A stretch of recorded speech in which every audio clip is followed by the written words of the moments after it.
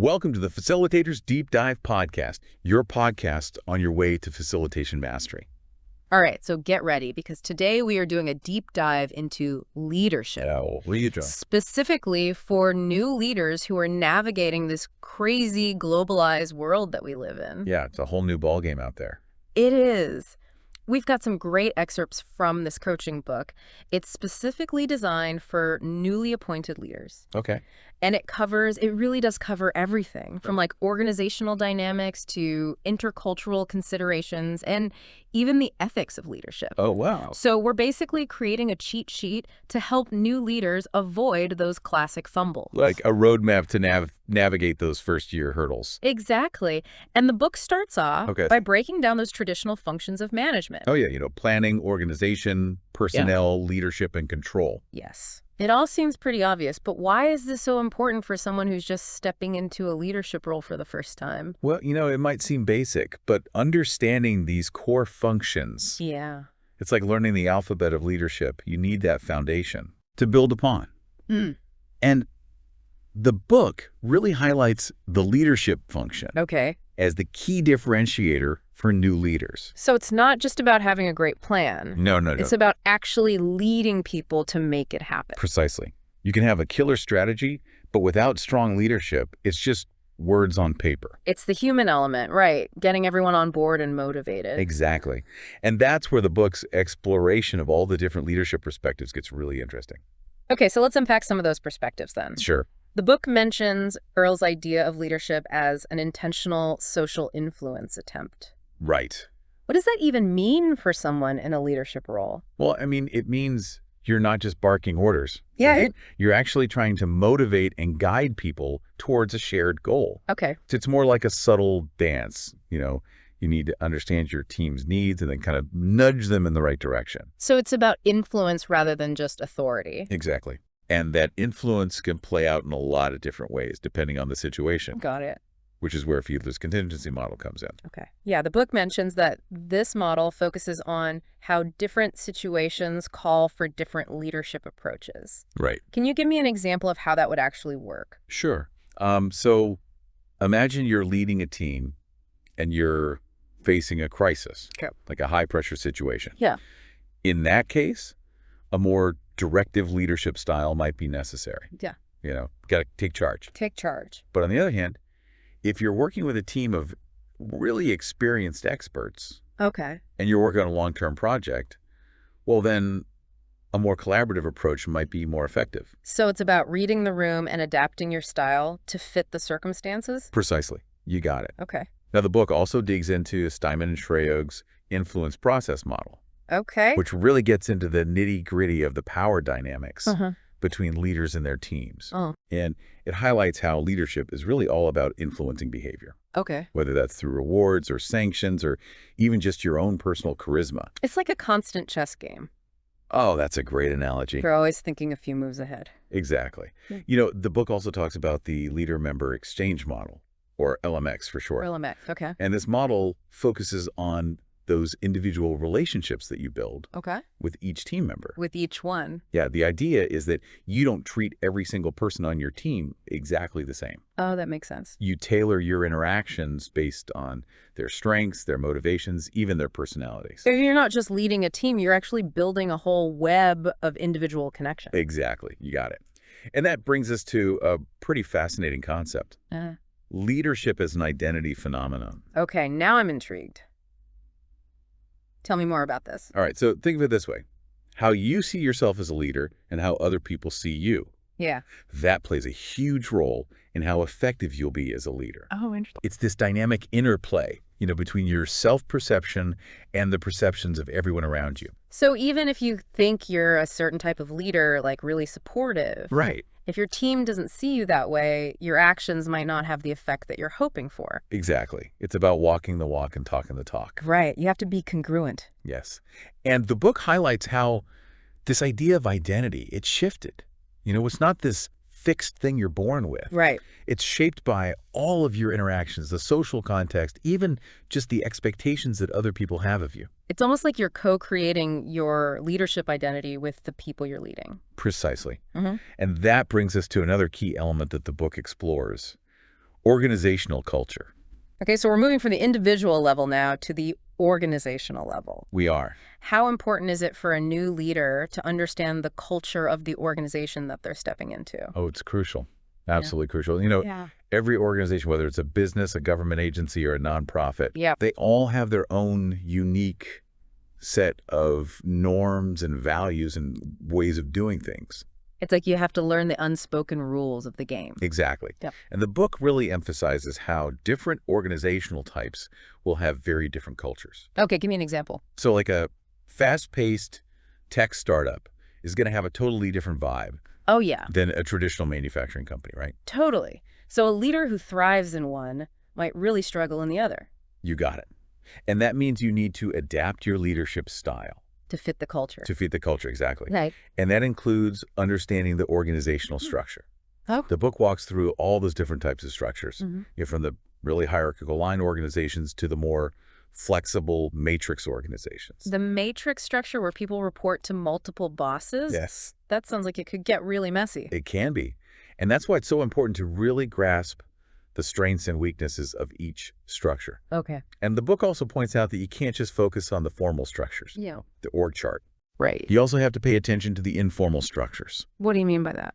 Well, you know, all those unspoken relationships and power dynamics that exist in any organization. Like the office gossip who somehow knows everything that's going on? Exactly.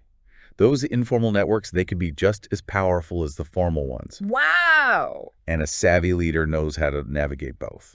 Okay, so we've got the big picture of leadership. Yes. And organizational dynamics. Uh-huh. But what about the nitty-gritty of those first few months as a new leader? Right, those crucial early days. The book has a whole section about mastering the first year, right? It does. And it starts by acknowledging the elephant in the room, your predecessor. Because you're never really starting with a clean slate, are you? You're not. You're stepping into shoes that have already been worn. Right. The previous leader's style, their relationships, even their successes and failures, all of that will have shaped the team's expectations and the overall dynamics that you're walking into. So what's the advice for navigating that? Well, the book uses this really interesting example of Horst Wagner. Okay. He was a leader who faced a ton of resistance from a group that was super loyal to his predecessor. Oof, I bet that was tough. It was. He tried to implement this new system, and they basically shut him down. Sounds like you walked into a minefield. He did. And the book really stresses how important it is to gather information early on. Okay. Talk to your superiors, your colleagues, and most importantly, talk to your team. Get a feel for the lay of the land. Exactly. Get a sense of the organization's history, its current challenges, the team's dynamics. It's like being a detective gathering clues. You got it. Yeah. Be proactive. Seek out those insights. Don't wait for them to come to you. So you're setting the stage for success by doing your own work. Precisely. So what comes next? Well, I imagine building and managing your team is pretty high on the list. Absolutely. That's where your leadership style and your relationship building skills will really be put to the test. Because at the end of the day, leadership is about people, right? It is. And the book emphasizes that you need to understand each team member's motivations and strengths. Okay. And tailor your approach accordingly. You're not just managing tasks. Right. You're managing people. And people are complex. Everyone's got their own quirks and ways of working. Exactly. And the book has some really insightful guidance on things like, you know, active listening. Okay. Giving constructive feedback, and even how to deliver bad news effectively. Delivering bad news is never fun. It's not. But I guess it's a part of leadership you can't avoid. It is. And the book recommends a very specific approach. Okay, what is it? It's all about minimizing the emotional impact. You know, making sure the employee can process the information in a healthy way. So how do you actually do that? Well, first, find a private setting, you know? Be direct but empathetic and allow the employee to express their emotions. So don't try to sugarcoat things, but also don't be a jerk about it. Exactly. It's about being honest and respectful even when the news is tough. Treating people with dignity, even in difficult situations. Precisely. And the book also stresses the importance of establishing a strong network. Okay. Both within your organization and outside of it. So it's not just about managing down, it's also about managing up and across. You got it. Building relationships with key players at all levels. Okay. That can provide you with support advice and even opportunities that you wouldn't have otherwise. It's like building a network of allies and advocates who can help you succeed. Exactly. And this network should extend beyond your immediate workplace, too. Okay, how so? Attending industry events, joining professional organizations, even connecting with people on LinkedIn. Just expanding your horizons and building relationships with people who can offer new perspectives. It's about becoming a part of that larger conversation in your field. Precisely. And it's also about recognizing the importance of work-life balance. Oh, yeah. That's so important and so easily overlooked. It is, especially for new leaders who are, eager to prove themselves. Because burnout is a real thing. It is, and it can really derail even the most promising leader. So what's the advice for avoiding that? The book emphasizes setting boundaries. Okay. Making time for self-care and creating support networks for your family. So it's about finding that sweet spot where you can be an effective leader without sacrificing your personal life. You got it. Because ultimately, you need to bring your best self to both your work and your home life.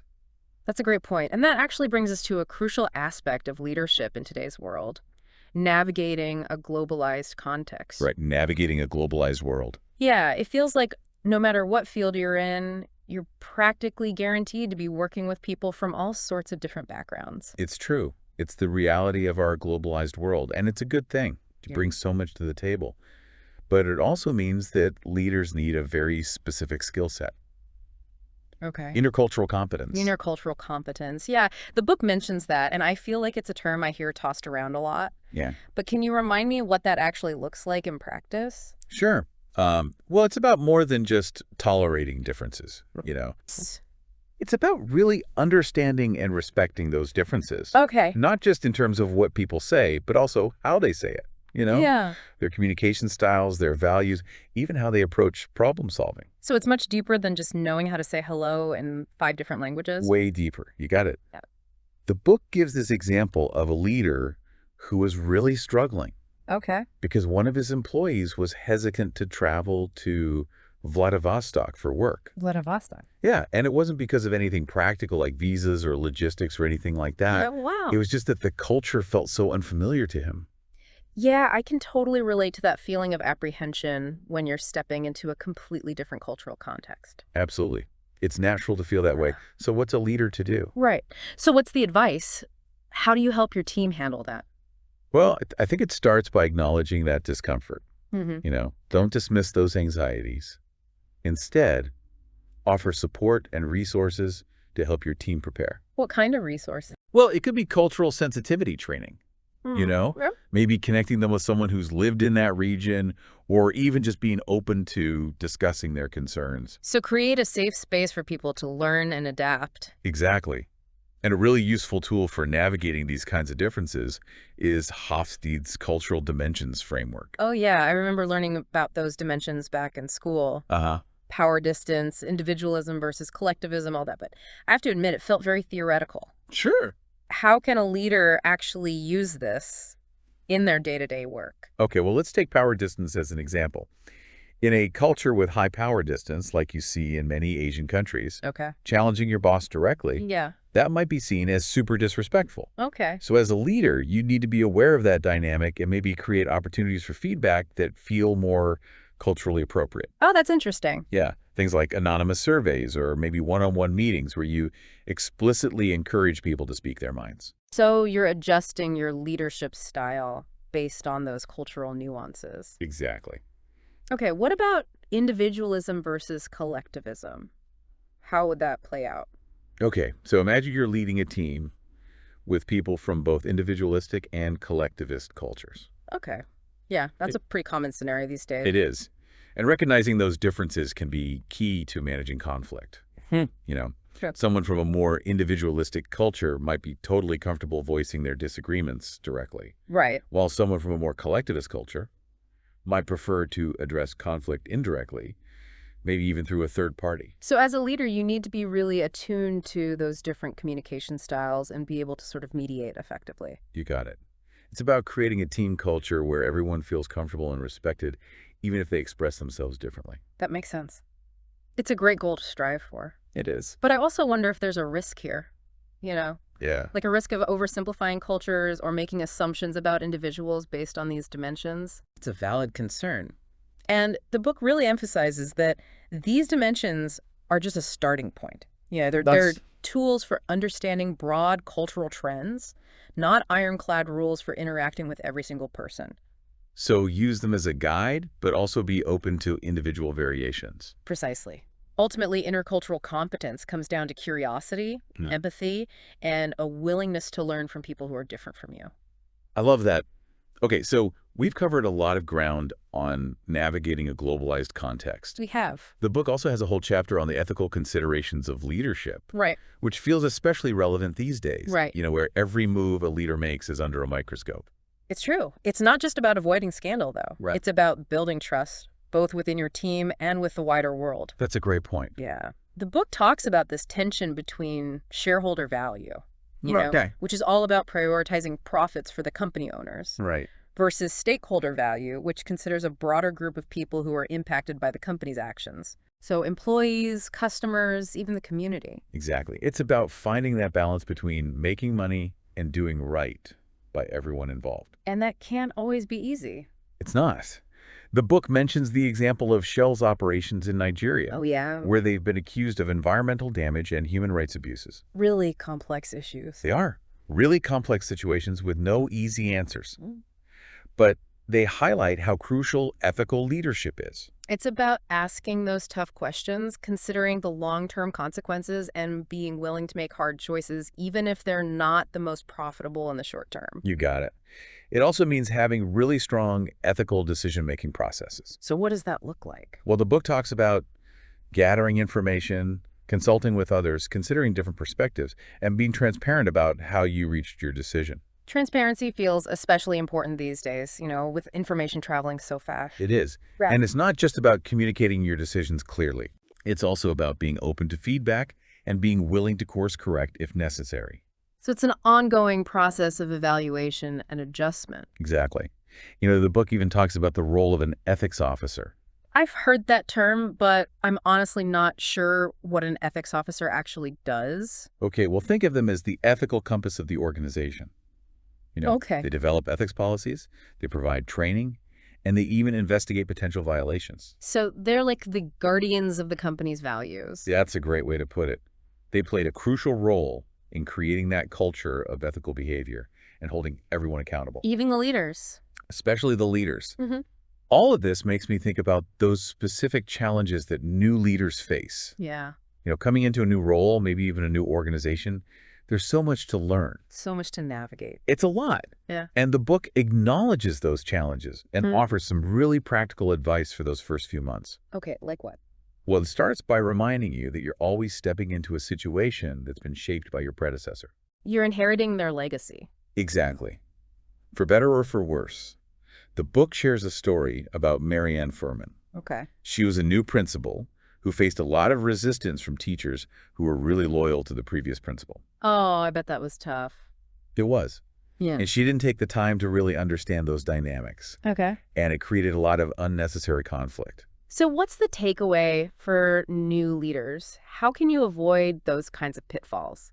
I think it starts by acknowledging the previous leader's contributions, expressing appreciation for the work that's already been done. Yeah. And then it's crucial to take the time to get to know your team, understand their perspectives, and build relationships before you start making any big changes. So respect the past, but also signal that you're here to lead the team into the future. Exactly. And be a good listener. Seek feedback. Create a collaborative environment where everyone feels heard and valued. That makes sense. What about situations where you're coming in during a period of restructuring? Oh, yeah. That can be especially daunting for a new leader. Yeah, it feels like you're stepping into a whirlwind. It can feel that way, but it also presents a really unique opportunity to shape the direction of the organization. Okay. The book advises seeking support from experienced colleagues or even external consultants to help you navigate the complexities of that restructuring process. So don't be afraid to ask for help. Exactly. And it's so important to communicate clearly and honestly with your team throughout the whole process. Keep them in the loop. Yeah. Explain why decisions are being made, address their concerns, be empathetic to the challenges that they're facing. Transparency and empathy go a long way during times of change. They really do. The book also gets into the unique dynamics of being a newly elected leader. Oh, that's interesting. So we're talking about situations where the leader is chosen by their peers. Right, not appointed from above. Rather than appointed, yeah. This happens a lot in nonprofits, professional associations, even community groups. Okay. And the book points out that these leaders often need to really focus on building consensus and fostering collaboration. Makes sense because they're leading people who had a say in choosing them. Exactly. It's a different kind of power dynamic. You're not just relying on your formal authority. Right. You're relying on the trust and support of your constituents. So it's more about shared leadership than top-down authority. Precisely. And the book highlights the importance of being really responsive to the needs and concerns of the people that you're leading. Because leadership is a two-way street. Exactly. The book also talks about how different types of organizations influence leadership styles and challenges. Because I imagine leading a team at a Silicon Valley startup is going to be a lot different than leading a team in a government agency. Oh, absolutely. The book focuses on 3 specific types: social service organizations, public administrations, and family businesses, and it highlights those unique challenges. Okay, let's break those down. What's different about leading in a social service organization? Well, social service organizations often have less formal structures. Okay. They're dealing with limited resources. They rely heavily on volunteers. So you need a different approach. You do.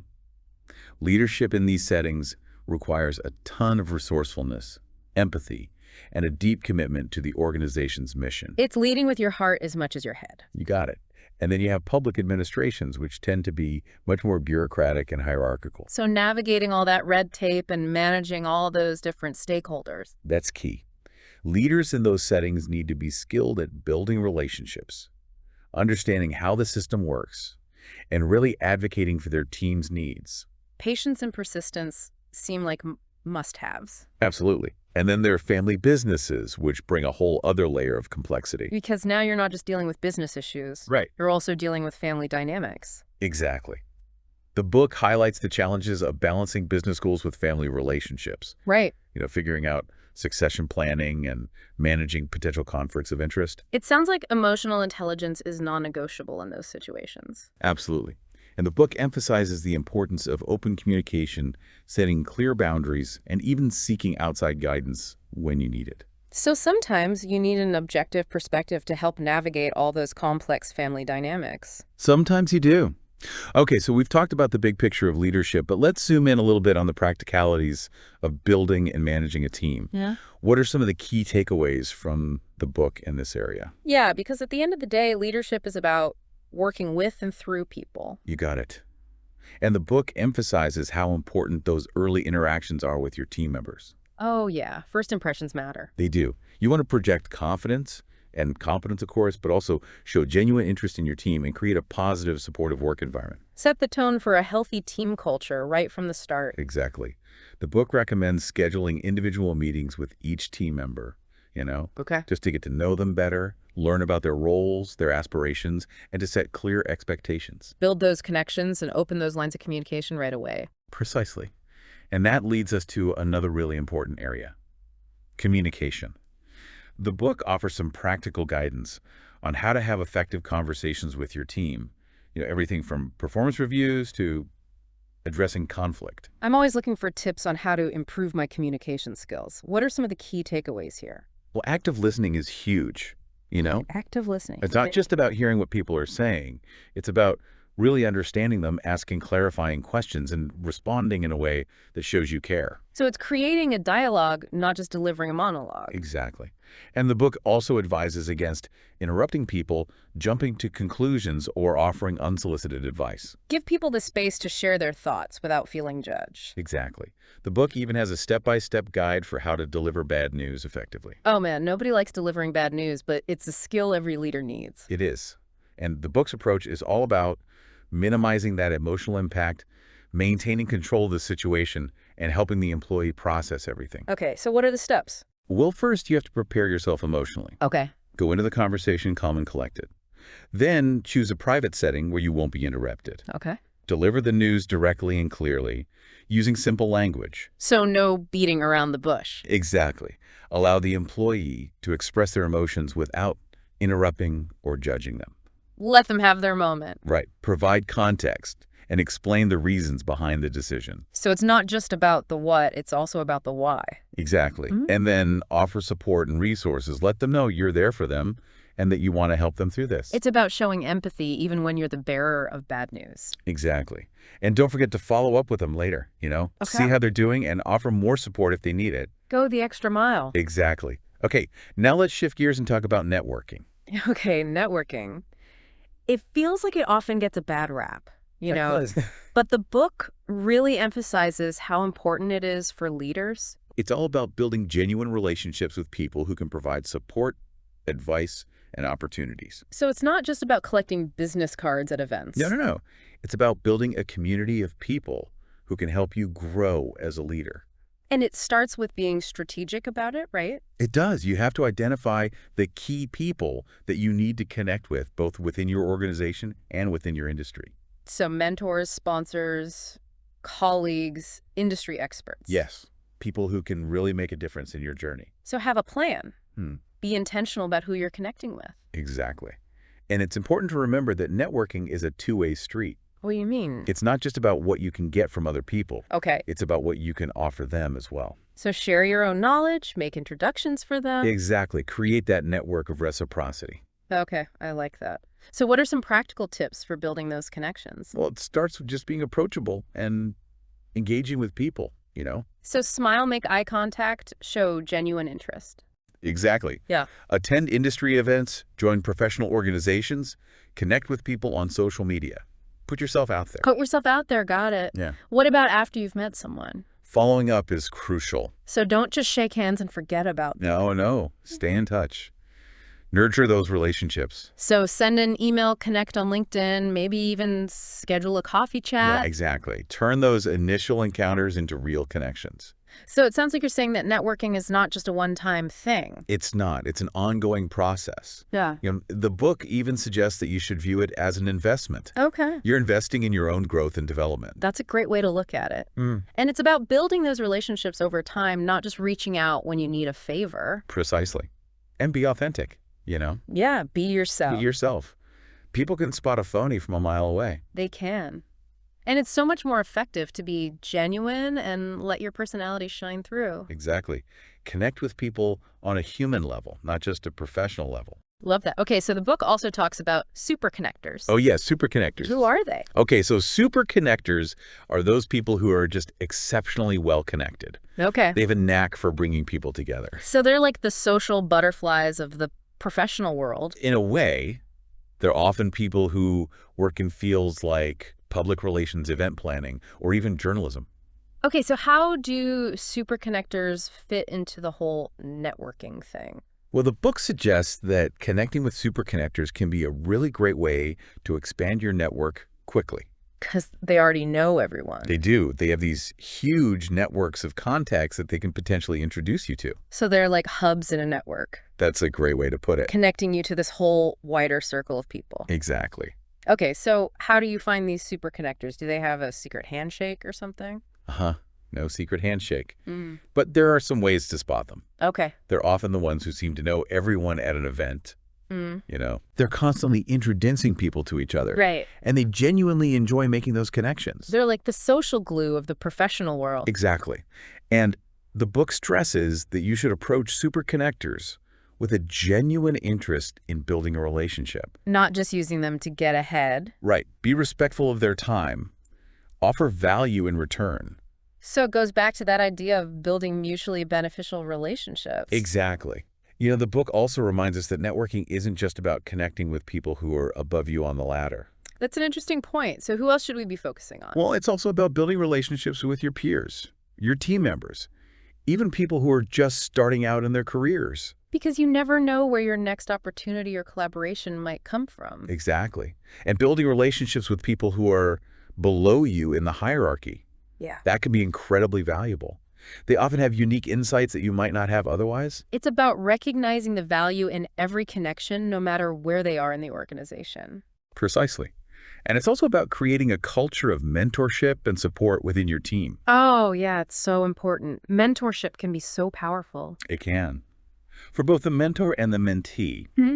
And the book encourages leaders to create opportunities for mentorship within their teams. Whether it's a formal program or just those informal connections. Exactly. All of this is great advice, but let's be real. Being a leader is demanding. Yeah, especially in those early days. It is. So how does the book address the whole work-life balance thing? Because that's a real struggle for a lot of new leaders. It is. And the book dedicates a whole section to this, recognizing that you can't be an effective leader if you're burning yourself out. Right. It emphasizes setting clear boundaries between work and personal time. Okay. Even when it feels like there's always more to do. Which is always. But how do you actually do that? It's easier said than done. It is. But the book offers some practical tips. Okay. It starts with setting realistic expectations for yourself and your team. So don't try to be a superhero and do everything yourself. Yes, exactly. Delegate effectively. Empower your team members. And it's okay to ask for help. Work smarter, not harder. Right. Set clear communication protocols with your team, too. Yeah. Okay. Like specific times for emails or messages, so you're not constantly on call. Create those boundaries so you can actually disconnect and recharge. Absolutely.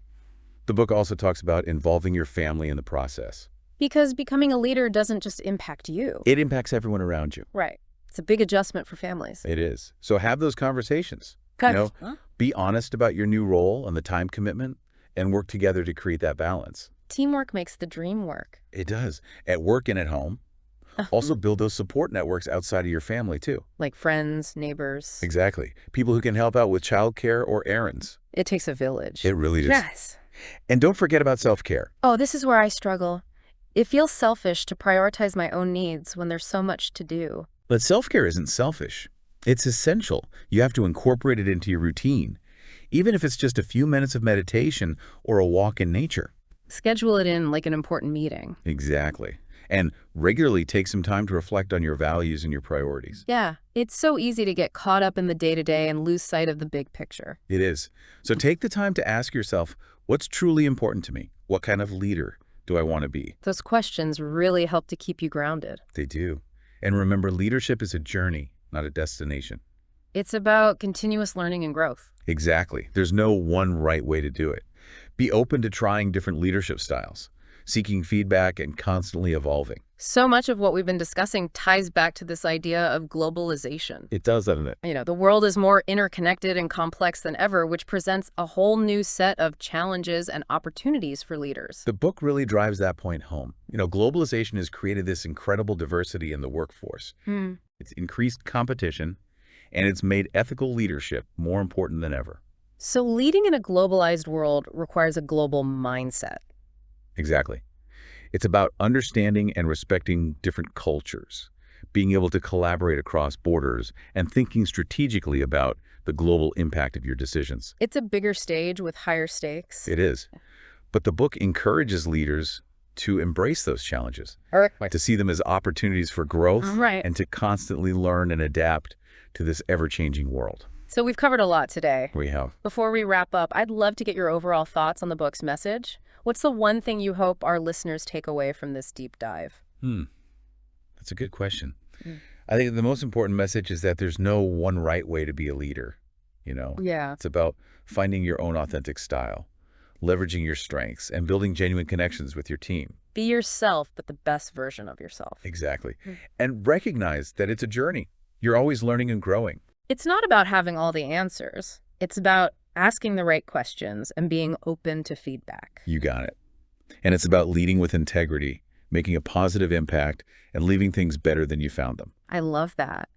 I think we've given our listeners a lot to think about today. Me too. And I hope this deep dive has given them the tools and the inspiration they need to start their own leadership journeys. Okay, but before we let them go, I have one final thought-provoking question. Oh, I love these. Hit me with it. Considering everything we've discussed today, what aspect of leadership feels most important for you to focus on right now? And what's one specific action you can take this week to put that into practice? Ooh, that's a good one. Something for everyone to ponder. Definitely. Remember, even small steps can make a big difference. Your leadership journey is just beginning, and we're excited to see where it takes you.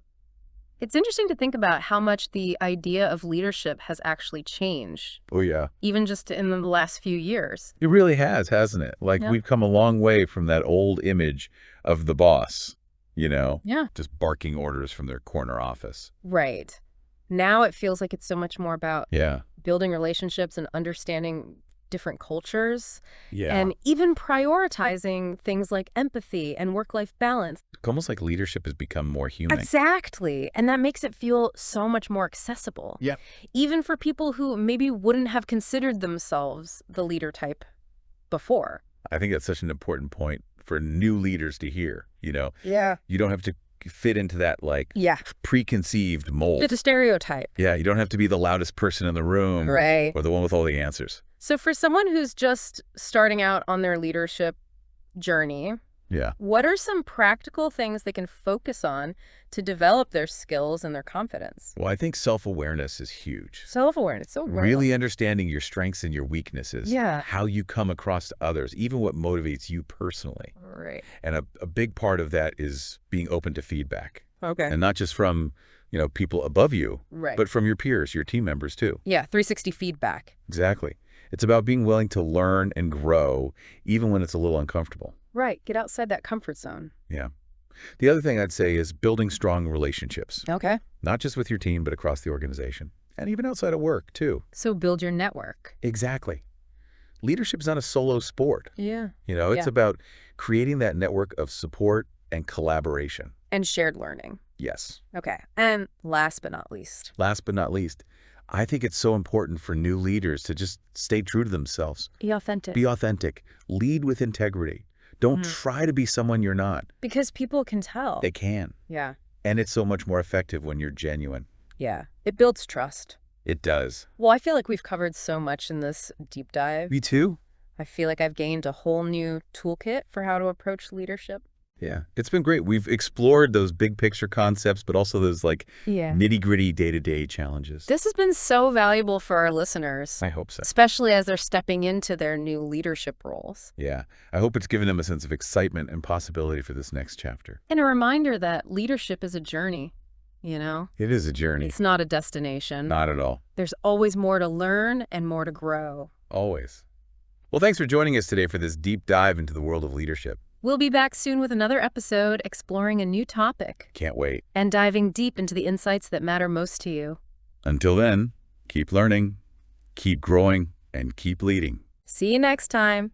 See you next time on the Facilitators Deep Dive Podcast, your podcast on your way to facilitation mastery. Until next time. See you then.